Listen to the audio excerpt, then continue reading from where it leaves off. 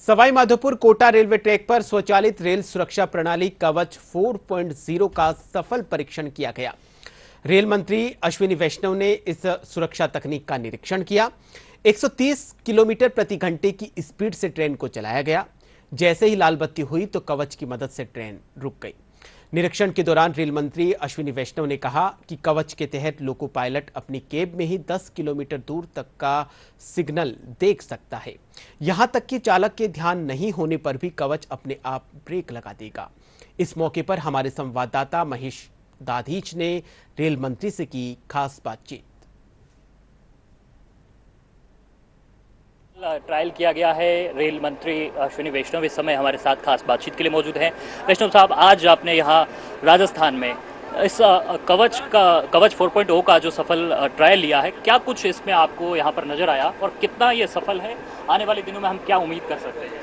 कवच का डेवलपमेंट 2016 से शुरू हो गया था। 2019 में कई इम्प्रूवमेंट्स हुए, 22 में अच्छे इम्प्रूवमेंट्स हुए और 24 में फाइनली वर्जन 4.0 पे RDSO ने अप्रूव किया, जिसमें देश की सारी परिस्थितियों को कवच में इंक्लूड किया गया है और बहुत ही अच्छा सिस्टम है। अगर आप इस सिस्टम में देखेंगे तो आपको कई किलोमीटर पहले सिग्नल दिखाई दे जाएगा ड्राइवर को, और कितनी स्पीड से चल सकता है किस एरिया में। किसी एरिया में 100 की स्पीड चल सकता है, किसी में 30 की स्पीड चल सकता है, तो वो क्लियरली इसमें आ जाता है। और अगर ओवर स्पीड हो जाती है तो कवच ऑटोमेटिकली ब्रेक लगा लेता है।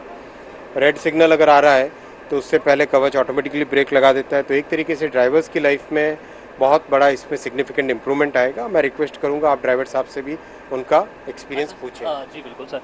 किस तरह का आपका एक्सपीरियंस रहा है? आज सर के साथ में आपने यहाँ ट्रायल लिया है।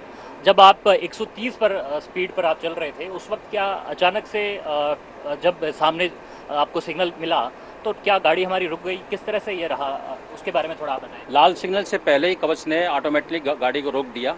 और जब हमने कवच के बारे में सर्वप्रथम सुना था कि ऐसी टेक्नोलॉजी आने वाली है, तो आज जब उसको साकार होते हुए देखा, आज ड्राइविंग का जो मेरा व्यक्तिगत अनुभव है, मेरी उम्मीद से कहीं ज़्यादा मतलब हमारे लिए फ़ायदेमंद नज़र आ रहा है। जो काफ़ी मतलब क्रांतिकारी बदलाव रेलवे में आने वाला है।